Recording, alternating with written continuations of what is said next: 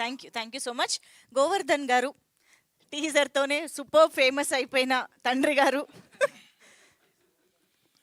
వేదిక మీదున్న మిత్రులకి, వేదిక ముందున్నటువంటి మీడియా మిత్రులకి, హుషారుపేటలో సినిమా ఈ సెకండ్ సింగిల్ లాంచ్కి విచ్చేసి ఆశీర్వదించడానికి విచ్చేసినటువంటి ప్రతి ఒక్కరికి కూడా హృదయపూర్వక ధన్యవాదాలు.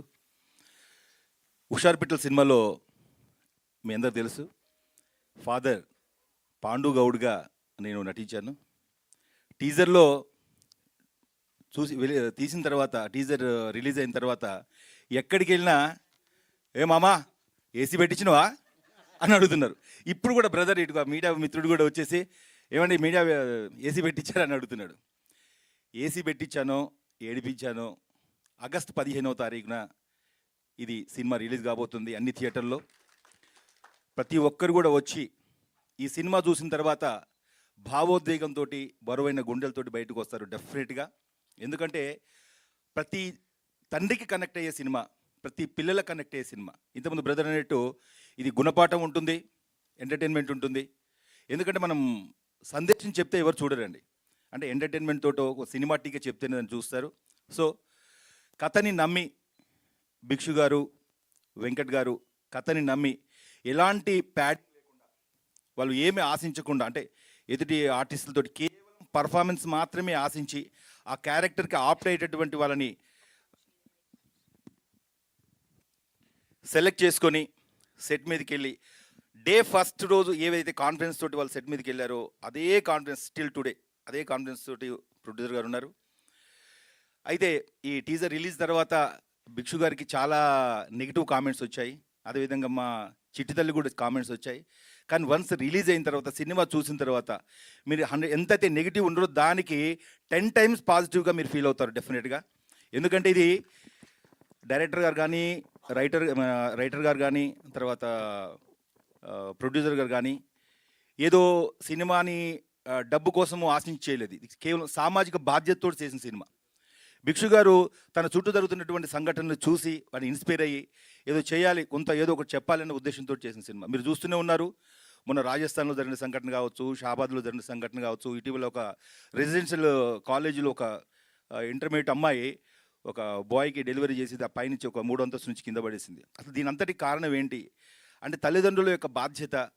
పక్క గదిలో ఉండి కూడా పిల్లలు ఏం చేస్తున్నారో తెలుసుకున్నటువంటి పరిస్థితుల్లో ఉన్నాం మనం నిజంగా. ఎందుకంటే మా జనరేషన్, అంటే ఈ జనరేషన్, మా 40 to 60 జనరేషన్లో ఇప్పటికీ పెద్దవాళ్ళకి రెస్పెక్ట్ ఇస్తాం, చిన్న వాళ్ళకి భయపడుతున్నాం కదండి.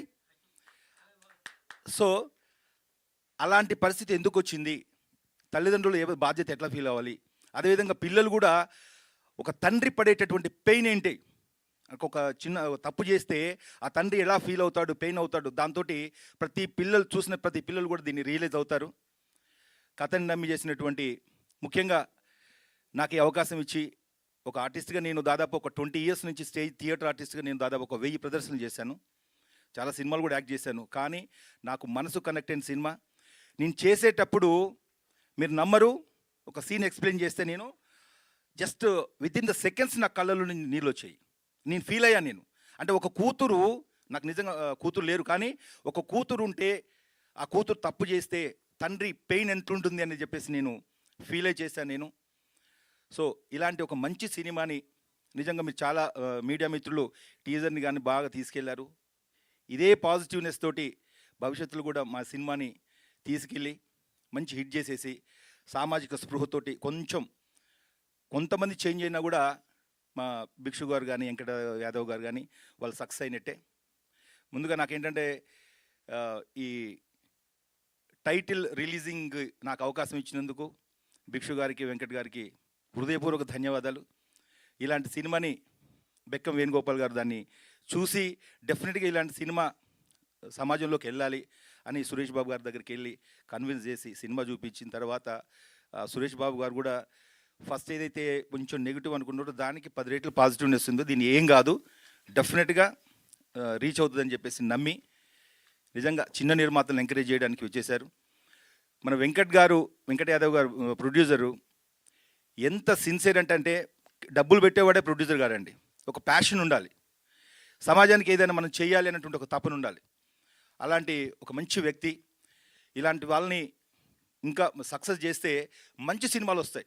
కమర్షియల్గా డబ్బు సంపాదిస్తామను అలాంటి ఆశించి రాలేదు. కేవలం సామాజిక స్పృహతోటి, సామాజిక బాధ్యతతోటి, కొంత సమాజానికి మనం ఏదో చేయాలనేటటువంటి ఉద్దేశంతో వచ్చినారు. సో ఇలాంటి వాళ్ళని మనం ఎంకరేజ్ చేయాలి డెఫినెట్గా. భిక్షు గారు అయితే సినిమా అంటే ప్రాణం పెడతారు. ఆయన పెయిన్ ఏంటో లాస్ట్ 4 months నుంచి నేను చూశాను. చాలా బాధపడ్డారు పాపం. ఎందుకంటే ఒక సినిమా అనేది ఆయనకు ప్రాణం అది. సో ఇంతటి మంచి ఒక ప్యాషన్తో ఉన్నటువంటి డైరెక్టర్ గారు కానీ, ప్రొడ్యూసర్ గారు కానీ, తర్వాత అదేవిధంగా ఆర్టిస్టులు కానీ, మా చిట్టి తల్లి, ఆ చిట్టి తల్లి పెయిన్ కూడా చూశాను నేను. ఆ టీజర్ రిలీజ్ అయిన తర్వాత ఎంతటి కామెంట్స్ వచ్చాయో. తల్లి, డెఫినెట్గా సినిమా బయటకు వచ్చిన తర్వాత మీ మీద ఉన్నటువంటి కామెంట్స్ కూడా అన్నీ కూడా పాజిటివ్గా వచ్చేస్తాయి. డెఫినెట్గా నమ్ముతున్నటువంటి సినిమా. ఈ ఆగస్ట్ 15th రోజు ప్రతి ఒక్కరు కూడా థియేటర్స్కి వచ్చి మమ్మల్ని ఆశీర్వదిస్తారని మనస్ఫూర్తిగా తెలియజేసుకుంటూ thank you very much. Thank you అండి, థ్యాంక్ యూ సో మచ్. డెఫినెట్గా సినిమా రిలీజ్ తర్వాత మీ పాత్రకి ఇంకా బాగా కనెక్ట్ అవుతారని అర్థం అవుతోంది.